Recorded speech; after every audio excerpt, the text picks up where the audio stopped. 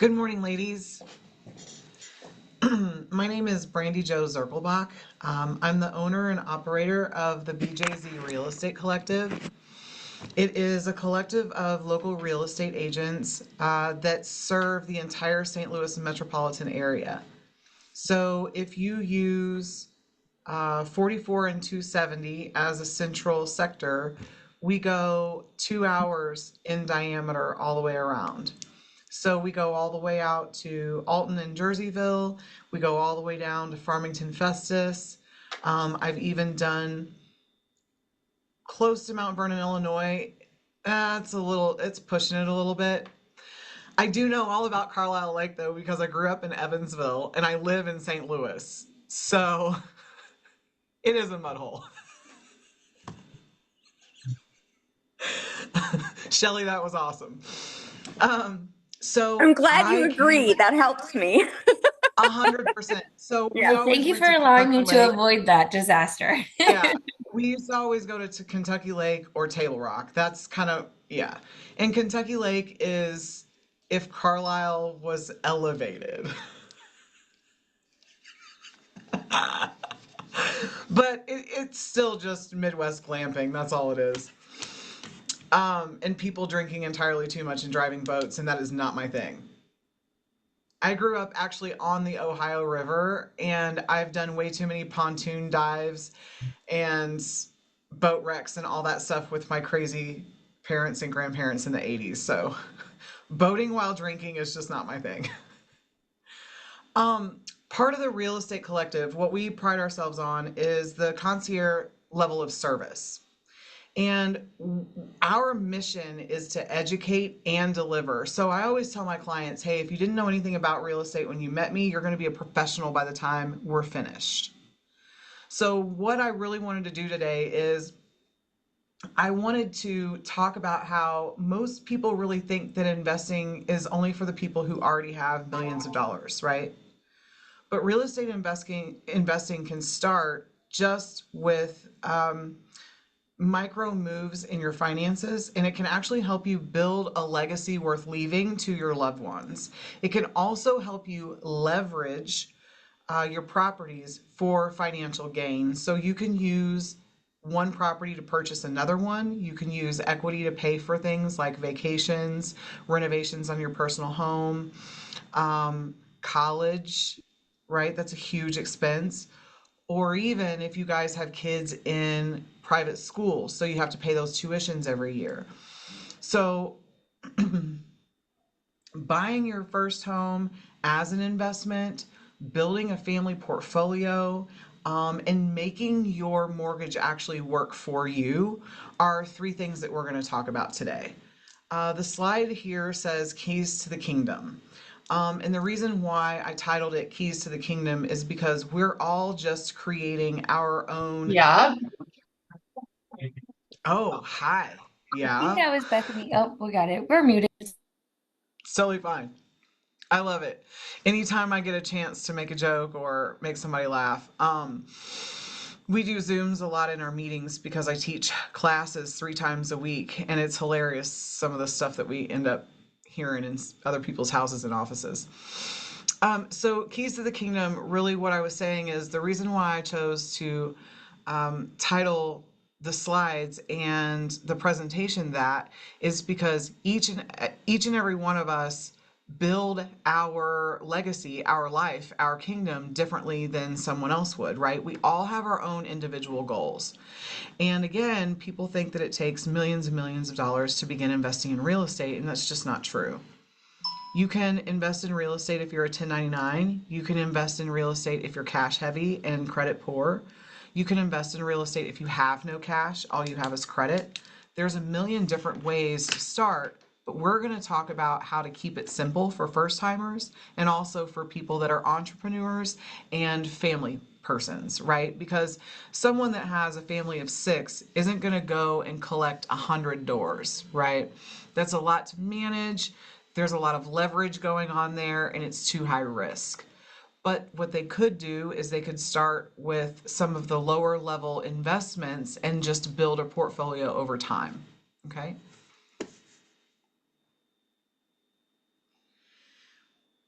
First, you can turn rent money into generational wealth.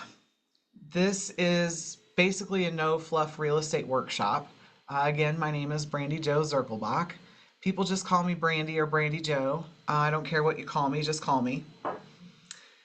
What we're going to do is we're going to strip away the gatekeeping and getting down to the brass tacks of smart investing for the rest of us. So like I said, there's no like secret sauce. You don't have to go and pay $30,000 for a real estate coach. You don't have to listen to 20 different podcasts and try to learn all of their lingo. Because for one, it's all trending and it's forever changing. So if you really want to confuse yourself, go down the real estate podcast rabbit hole. Okay. Rent versus wealth building. Can you guys all see my screen okay? Okay, perfect. The renter trap. So paying 100% interest on money that never comes back. So remember when I said something about private school tuition or college tuition? We find ourselves with our older children in this situation, or if we're still young adults and we're working on our entrepreneurship, we still find ourselves here because a lot of 1099 persons don't have financial education and have never bought a home. They don't realize how to, or even that they can, right? Because no one's ever really taught them tax law or anything like that. Let's keep this on a family structure. Say, for instance, we have older children and they're going into college years. And the first thing that we think of is we need to find you an apartment. Well, depending on the cost of living and wherever this said college is located, your first month's, last month's deposit, moving costs, furnishings, okay, and then also renter's insurance. All of those added up is going to exceed the amount of money that you would need for either a starter home, single family, or even a condo. Now, this day and age, condo fees can really eat alive at you, but you want to think of condo fees as an investment. Your homeowner's insurance is not only going to be lower in condo fees because they cover the exterior, but you're not going to have any maintenance or upkeep. So you're not going to have a 19 or 21-year-old living in a single family residence somewhere with the grass up to their waist or their gutters overfilled or anything like that, right? So we want to keep in mind that the renter trap is really paying 100% interest on money that never comes back to you. And what you're going to do is you're going to watch that rent keep growing every year. There is a law that landlords can increase the rent no more than 3%, but typically 1% annually.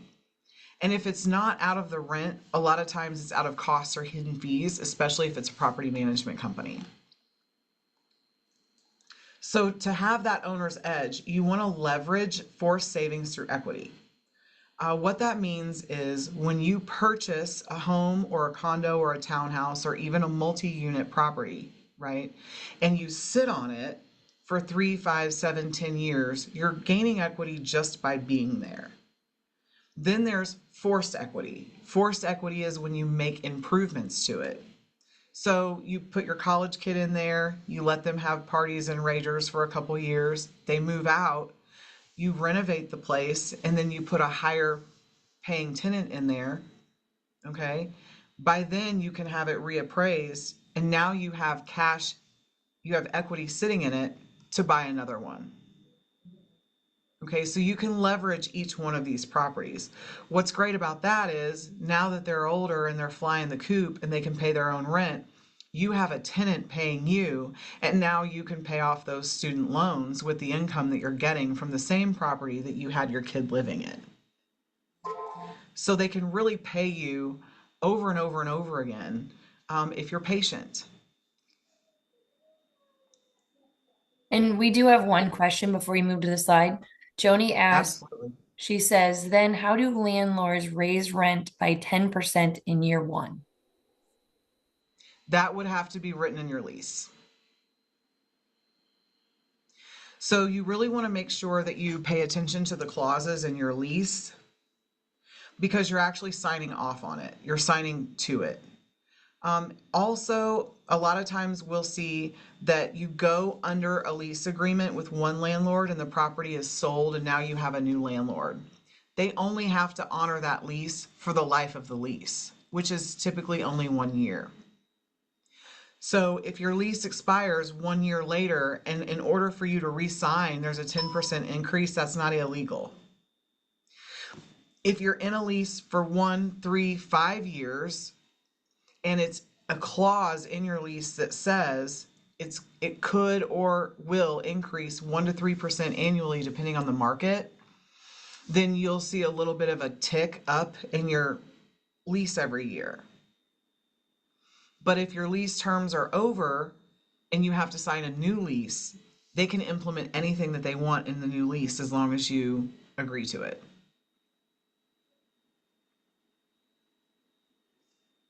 Did I explain that okay?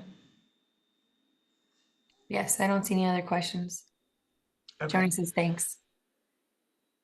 Awesome. Okay, so you guys please interject at any time. I'm an open book. We will have some Q&A later, and I'll slow things down too. So if I if I get on a roll, let me know. This next module is really, really, really important. This is also the quickest way to build your portfolio without buying multiple properties. And this is called house hacking. This is where you live for free in a multi-unit investment property and you rent out the other available units. Now, a lot of times you guys can't find them fully vacant. So you do have to assume tenants and be a landlord. But again, if those leases are month to month or whenever those leases are over, you're the new landlord and your new terms apply. So if they don't want to sign on to the new terms, now you get to go in and refresh the units and get your own tenants. Okay? The owner occupant strategy. Why pay for a roof when others can? By buying a 2 to 4 unit property and living in one, you can offset 70 to 100% of your mortgage. Learn the ropes of management locally. Access primary residence interest rates. So I'm going to slow this down. How do I offset 70 to 100% of my mortgage? That's crazy, right? Well, if you have a 4-unit property, you can buy a 4-unit property with an FHA, a VA, or conventional financing as long as you live in it. It's called an owner-occupant investment property, okay?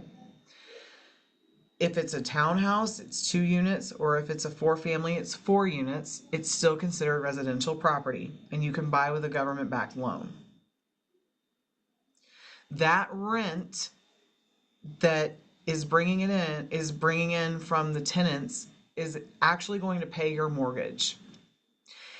If the math doesn't math, there's a few things there. It's either because it's in such a high-end area that you're paying a premium for the location, or it's because the current landlord has people living in it that aren't market rent. Okay, and those are the people that you want to get out, unfortunately, so that you can refresh the units and get better tenants in it. I like properties like that because I keep the tenants as long as I can stay, as long as I can get them to stay, and pay myself back for my down payment with the people that are already in there because it's already producing income. Hey, Brandy. And then Brittany, Yeah, I have a question.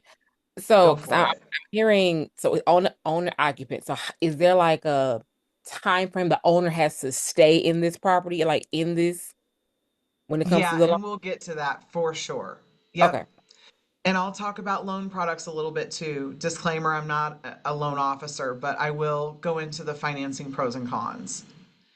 So what Brittany is talking about, ladies, is she's saying, well, if I buy one of these owner occupant properties, do I have to stay in it for a certain amount of time for the loan to occur? Right. And yes, you do. You have to stay in there for 18 months. Okay. The Veteran Affairs says 18 months. FHA is a year to 18 months. It depends on the terms. It depends on who's actually holding the loan. So I'm just going to go broad spectrum. You need to stay in there a year and a half. Okay. And you need to make sure that you're getting mail there. So, say for instance, you guys have been shacking up at your mom's house, or your rental still has a couple months left of it, and you're like painting the new house and you haven't moved in yet. You only have 60 days to do that. Okay, so you have 60 days to move in your owner occupant investment property, and then you have 18 months to live in it as an owner occupant before you can refinance out of there.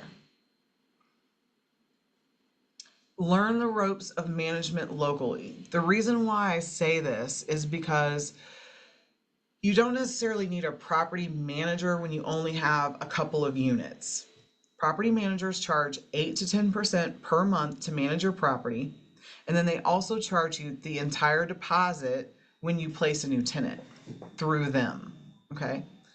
What you want to do is you want to learn what the other property management companies in your area do. So, what I tell my clients is I say, go on my website and use my vendor list. Make sure you save the vendors, okay? Call your local property management companies, ask them who their favorite handymen are. Make sure that you find yourself some resources when you need a water heater repaired, or when there's a water main break in the middle of Thanksgiving dinner, stuff like that. That way you have a Rolodex of people to call and you're always prepared. And accessing primary residence interest rates. This is where I start to talk about lending a little bit.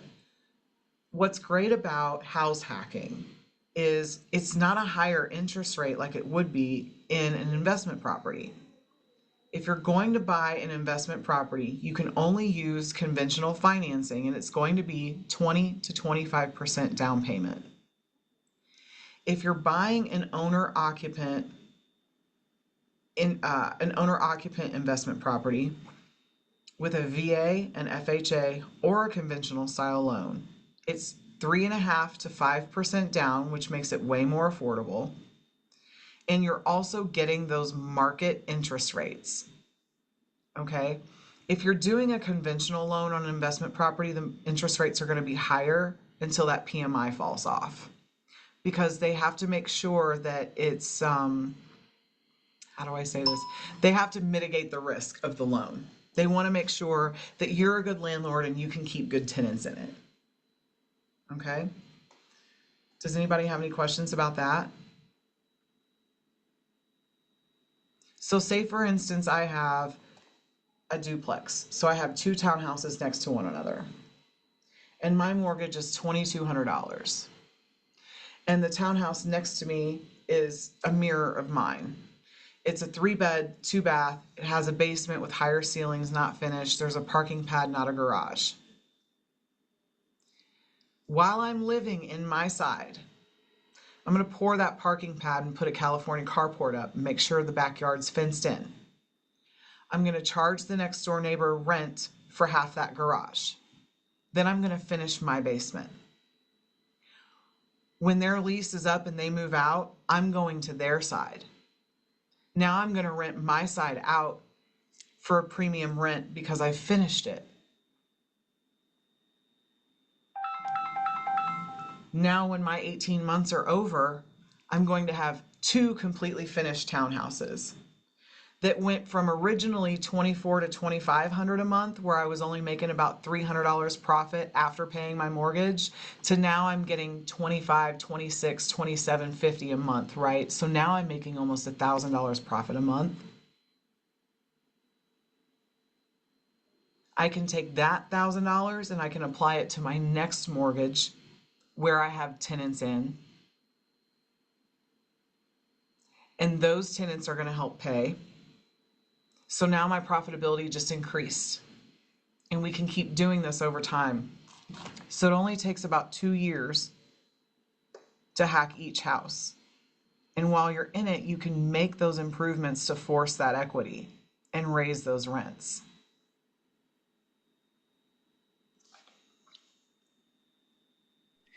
Do you ever pull the So, equity from those? Like, yep, that's okay, next. Yep. okay, that's what I was figuring. All right. Yeah. So what Jennifer was asking is, when you have those properties and you have multiple properties and you've done the improvements to them and now they appraise for a higher price, do you ever pull that cash out to buy more property? Absolutely. Remember when I said now I'm making 1,000 off of this one and I can go buy another one and make even more each month? Imagine how much not only I'm making, but I'm saving by not paying mortgage. Now I have cash reserves in my pocket to make the improvements on the next one, and I can use the equity in the one that I just forced appreciation on to pay for the down payment on the next one. So not only am I saving my mortgage every single month, right? But now I'm making a profit and I'm leveraging the equity for the down payment for the next one. Now, busting the down payment myth. You don't have to go 20%. Like I said earlier, 20 to 25% is only for people that aren't going to own or occupy the property. If it's going to be an FHA or a conventional, the standard down payment is 3.5%. Sometimes if you get into those higher price points above 450, they want 5%. But if your credit's pretty good, here at FHA, it's 3.5%. If you have veteran benefits and you can get in with zero down payment, I would 100% use them. Just keep in mind that that money is not free, and the federal government will actually take it on the back end in your closing costs and loan origination fees. So if you can find a property that needs some TLC and has been on the market a little while, you can actually ask that seller to cover those closing costs. And as your agent, that's something that I would do. I would do everything in my power to get you in with little to no money out of your pocket.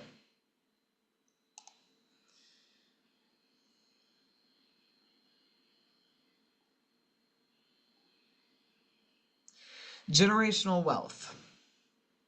Now, I started the whole presentation talking about building that legacy, right? We want to live a life worth living and build a legacy worth leaving. It's like my favorite saying ever in life. You create generational wealth by setting up your family investments, and they last longer than you do. Okay, they just keep paying the family back over and over. We can go back to that college kid that we stuck in a first-time home or in a condo, and we can actually put that kid on the loan with us. After that 18 months and his credit's up and he's got some cash in his pocket because you guys have been banking your profit, you can now refinance yourself off of it. Now your child becomes the owner, and now there's two of you house hacking. So as you're doing it, so can your child. Okay? Or another thing is too, you can always sell your current home to your child and house hack for them. The reason why I say that is because sometimes our younger children start families and now we're just the empty nester. Sometimes it's easier for us to go into the condo or into the townhouse and they're the ones that actually need the space. Or you could sell that forever home that you really don't need anymore, that 4,000 to 7,000 square foot. You could sell that, downsize, they could purchase a smaller home. You can gift them the down payment, and then you can both house hack on a smaller level. It just really depends on your economic status and how large your family is. There is a way where you could do a multi-generational home also, and your family gift you money. Your parents can gift you money tax-free, and you can gift your children money tax-free. So there's a million different ways you can go over this. I'm always open to free consultations if that's something that you guys need from me. There's no obligation there. You can choose whatever realtor you want to work with. I just like to make sure that you're educated and you're going in understanding. real estate isn't just about the cash flow, it's about the keys that you pass down, right? We can structure your portfolio however you need. We can make this long term so that it spans across generations. Or we can do something where we build you a portfolio worth selling. Have you guys ever heard the term, I've created a business, now I have to make it sellable? Looks like we're getting a lot of no's. Go in the details with that one. Okay. Well, I'll just use myself as an example. Okay. I'll just be the vulnerable one here. When I got into real estate, I didn't have a large SOI and I wasn't originally from St. Louis. But for 8 years, every single year, I increased my GCI. That's gross commission every year, right? And I had this business where one day I woke up and all my leads were falling on the floor. I couldn't do it alone anymore. But I was too stubborn and I wasn't really tech savvy and I had not been using a CRM. I had not been taking full advantage of systems. So my business lived inside of my head in what I call my email bank, 400,000 emails, and my phone. Okay. So I had this multi-million-dollar business. I mean, I was closing probably somewhere between 9 and 12 million by then. And I couldn't sell my business because it did not exist outside of a commission check. I did my own follow-up. I did my own pop buys. I did all of that stuff straight from the noodle. So what I had to do was I had to take the business that I created and I had to make it sellable. And the only way to make a business sellable is by documentation and systems. So I've spent the last, 5 or 6 years building systems. And now we have this huge database where we can go in and our leads are just fed to us every day. Now that is a sellable business because someone could take my business from me, could purchase my business from me and go into my systems and start operating immediately. So if you have a business right now that's in your head, and it's in your 5,000 notebooks and it's in your 2 cell phones and your tablet and you haven't cleaned your emails out in 5 years, right? You might have a successful business, but you don't have a sellable business. And the one way that you can determine this is when tax season rolls around and you're like fishing for all your expenses all over the place and you don't have your proper profit buckets in your bank accounts, proper saving buckets in your bank accounts. You don't have separate checking for personal and business. All of those things make you sellable because you have to show someone the actions, the predictability, and the profitability. Real estate is the same way. Okay. So if we start to house hack and we buy one property and we improve it and we pull the cash out of it to purchase another property and we keep stacking that, right? We want to make sure that we're saving everything, that we have documentation of every improvement that we've done on any property. Because when those appraisers come knocking on your door to give you those cash outs, they're going to want to see that there's been a new roof, new water heaters, the floors have been redone. Every single time you turn a tenant over, they're going to want to see a brand new occupancy inspection from the city, municipality, or county. So you have to make sure that you're documenting everything. And you want to make sure that you have an LLC and you're putting these properties in your LLC once you've refinanced them out of your name. Now they become a business. So the one that you're living in is always going to be in your name. And then when you refinance it out, it goes into the business bucket. And that's how you build generational wealth. You do that for yourself and you can do that for your kids. Okay, so I really want you guys to think about that. Like, write that down. Like, is my business sellable? Because we're all entrepreneurs here. And we can talk about real estate until the cows come home because that's my only language. But I want to protect you ladies as entrepreneurs. Is your business sellable? Could someone call you today and say, Shelly, I really love what you have. You know, you're one of the top salespeople at Northwest. You've got all these accounts tied up in these life insurance policies, and people just really love you, right? But I want to buy your book of business. I want to retire you today.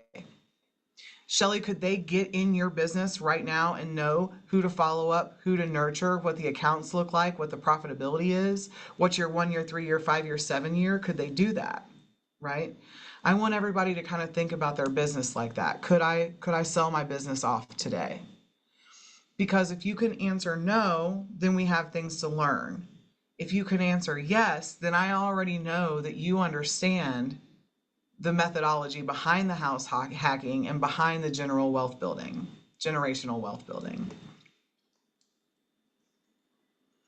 It's funny, I go to the slide, the no fluff reality check. I pretty much just went through it. I was a little early. I should have clicked first. Do you guys have any questions before I talk about spotting deals, and then we'll break for some Q&A? No?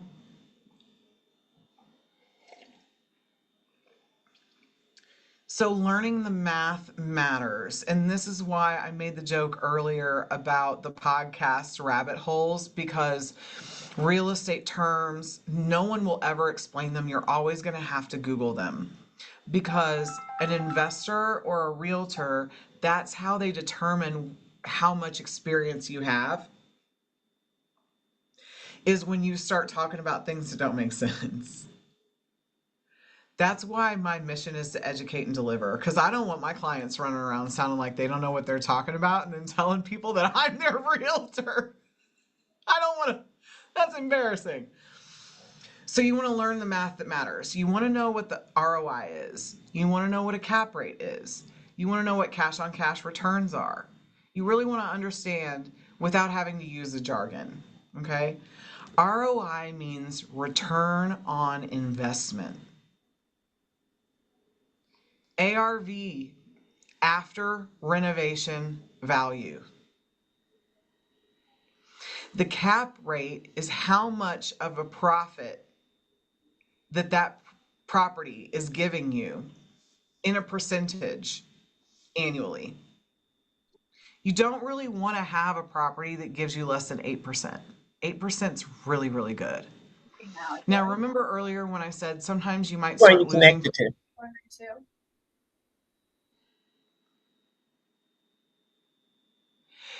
Do you remember earlier when I said that you want to, sometimes you might lose profitability because you want like a higher end area that you actually have to pay the premium for the location? I tell people all the time, look, if you want a multifamily property in Clayton, right, your cap rate might be closer to like 10 or 11%, maybe even 12. But if you can get it down closer to 8 or 9, that's great. Okay? You don't want the cost of the property to eat the profit. Sometimes it happens, but then you have a better style of living, right? It just depends on what's most important to you. Me, in the beginning, I don't care. Put me anywhere. Put me on the state streets. I don't really care, because I know that I'm investing in my future and nothing is forever, right? So cash on cash returns is how much cash am I putting in it and how much cash can I get back? It's exactly what it means. A $5,000 vanity is not going to get you cash on cash return. That just means that you're bougie and you need to ball on a budget.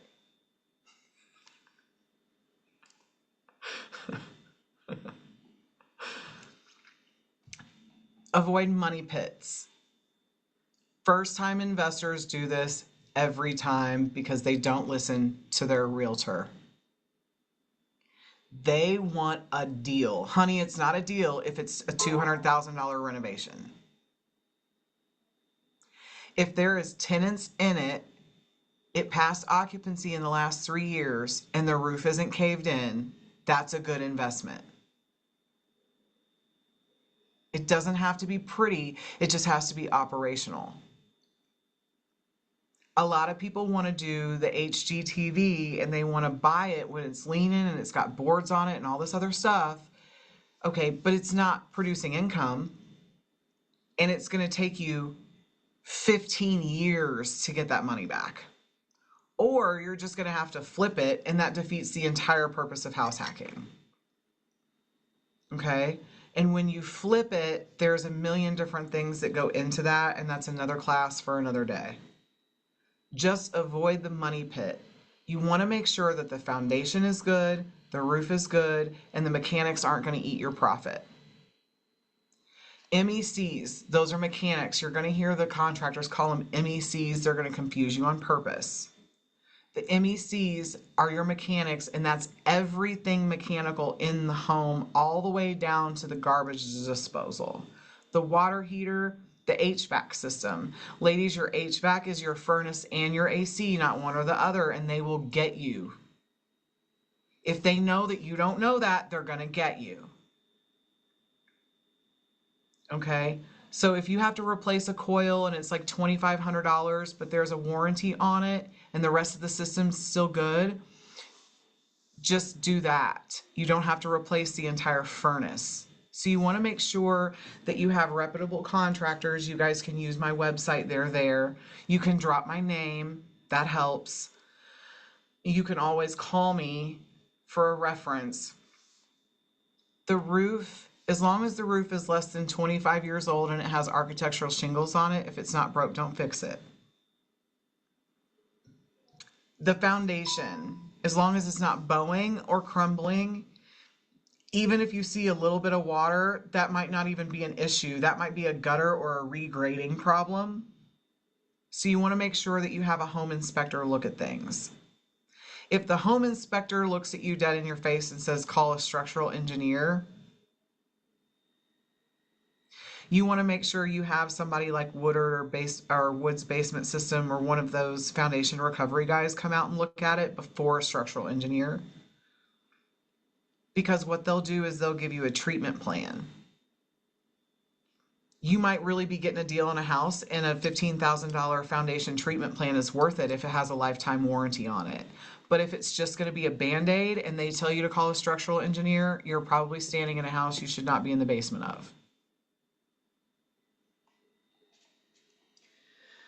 Location, location, location. We're back to that. This is the third time I've touched on location, and I can't stress it enough. Location is going to skew your numbers either way. So it depends on what kind of lifestyle you want. Tower Grove, Shaw, it's a premium. But not everybody wants to live in the city. So then they go to Central West or they go to Clayton. That's a premium. If you want to go into a B or a C area that's either up and coming or has seen some economic redevelopment, you want to go someplace like South City or the Del Mar Loop.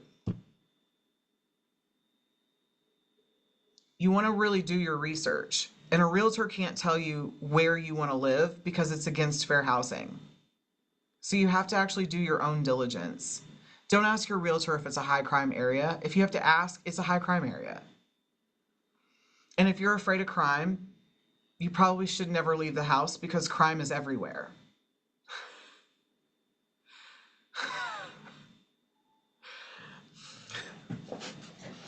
I almost cussed.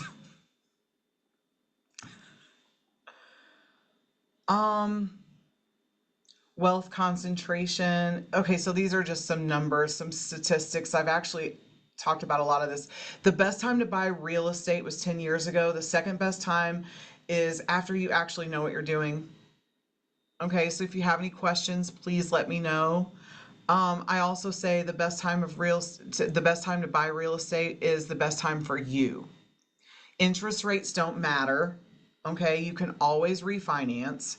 And when the interest rates are high, that means you have less competition. It's just like the stock market. When you know a stock is improving, but they're too high right now, you want to buy. It's the same thing. You don't want to have the competition, right? When they're high like that and they dip immediately, you want to go right on in. Shelly knows that. I get a phone call from her people. Real estate's the same way. If the interest rates are in the 7s and the 8s and they know it's going to dip in the next quarter, you better go and buy as much as you can because you can refinance those suckers. You're not going to be in multiple offer situations and you're not going to have that interest rate forever. I would much rather buy with a high rate and refinance later than have to bid against 5 other people and pay $20,000 or $30,000 over asking. I will give you a little hint, a little tidbit, a little realtor knowledge. $30,000 over asking is not $30,000 over the value. A home is worth what people will pay for it. Realtors list homes 3 to 5% lower than the value. So if you're paying 5% over the asking price, you're probably just now reaching its value. Have them do comparables. Okay, so make sure you have a comparative market analysis when you go to buy a property. You can ask your realtor for a CMA. What's your take on like actually leaving a copy of the appraisal at the home when you're listing it?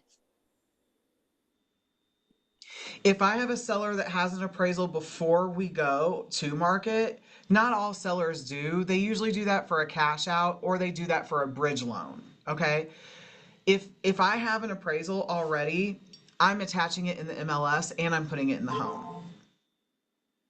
442 Woodlawn Grove, Kirkwood, Missouri. We just closed $125,000 over ask. It appraised for $975 for a bridge loan 45 days before we put it to market. Or I'm sorry, it appraised for 1.1. I listed it for $975 on purpose. I listed it for $975. I put the 1.1 appraisal in the listing, and I told my sellers anything under 1.1, I'll discount my compensation because I was that confident. Okay. That doesn't mean that they're going to pay the full appraised value, but almost 99.9% of the time, someone will pay at appraised value. And the market won't always support the appraised value either, because if you get an appraisal on a home before it goes to market, it's usually for a bridge loan or some kind of financing, and those appraisers are going to pad it for the bank. If you're getting an appraisal from someone you're getting a loan from, FHA, VA, or conventional, they're going to be more stringent because they're the ones lending on it. So yes, if I'm listing your house and you have an appraisal and you think it's higher than what you can get for it, please give it to me because we'll use it as a tool. 100%. Actionable steps. Okay, so this is basically just telling you guys, if you want real estate coaching, why coaching is important, you can always talk to me about that later. I'm already a real estate coach through Keller Williams and the Apex, and I'm also licensed with John Maxwell in coaching. So I take lifestyle, personal development, and real estate, and I put them all together so that my ladies are not only learning what they need to change about themselves to become financially healthy, but then also actionable items and actionable steps to become financially wealthy. Okay, so if you guys ever have any questions about that, you're more than welcome to email me. We can go on forever about this, but I really want to know if you guys have any questions. If you have any questions about credit or how to save, anything that we discussed during the workshop, what a real pre-approval is, how to make an offer, or even things about inspections. Feel free just to unmute if you have any questions. Yeah, for sure.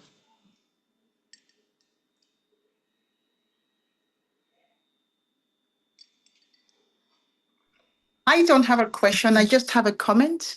Brandy, I heard you speak during the G.R.I.T conference, and I must say you were fantastic. And when we met one to one, I felt like it was a judgment-free zone, and I already told Jennifer about that. So I want to say to everyone here, if you, no matter where you are in your search, Brandy is a good one to go to. So thank you for meeting with me. Thank you very I will much. follow And up I would love to get back on the books with you again. for sure. Yeah, you ladies are so inspiring to me in so many different ways. I just want to be able to add value where I can.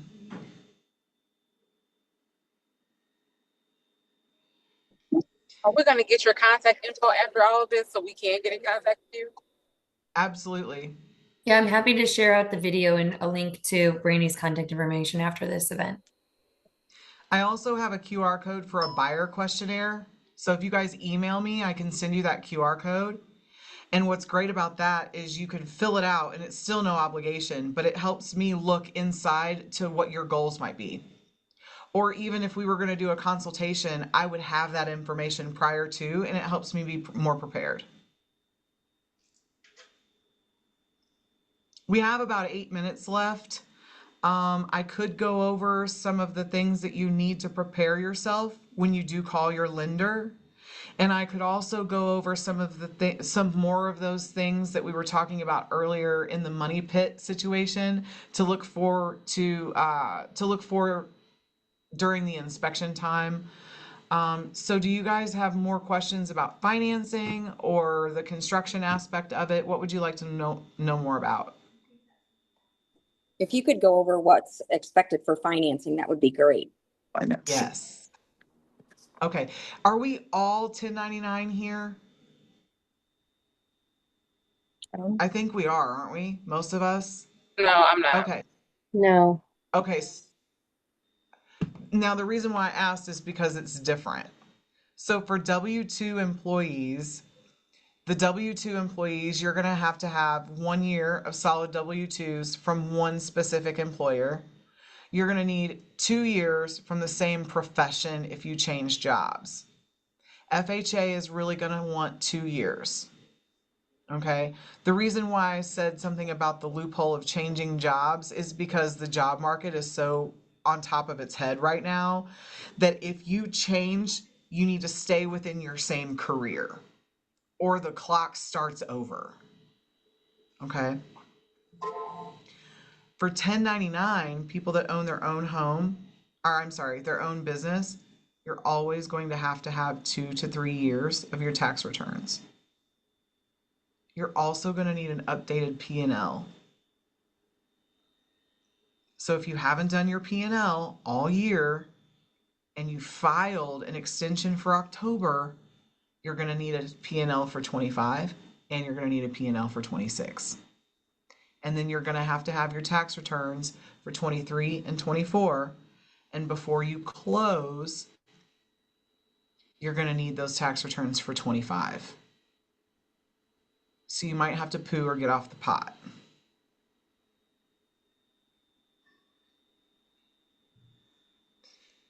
Another thing that's really, really helpful is if you have any secondary income. This is for my 1099 and my W-2 galleys, okay? If you get bonuses, there has to be a predictability in your bonuses or in your incentives. If you have investment accounts, 401ks, life insurance, whole.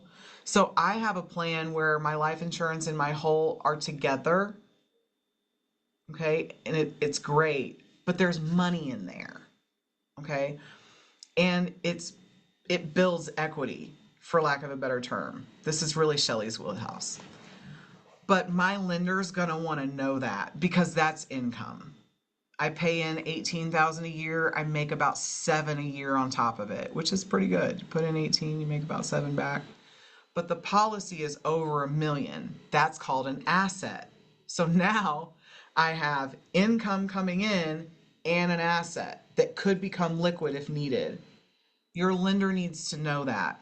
If you have 401ks sitting around, if you have IULs, IRLs, Roth IRAs, any of that, your cars, even though they're depreciating, they're also an asset. If you have loans on those cars, they could count against your debt to income ratio. Oh my God, Brandy, you just said too much. What is a DTI? Debt to income ratio means you bring in a certain amount of money and you have a certain amount of debt. Whatever that percentage is what your lender loans off of. That's how they determine what loan product you can be approved for. So if you make $5,000 and you want a mortgage that's $2,500, you have champagne taste on a beer budget. Okay? Your mortgage can only be 1/3 or less the amount of money that you make every month.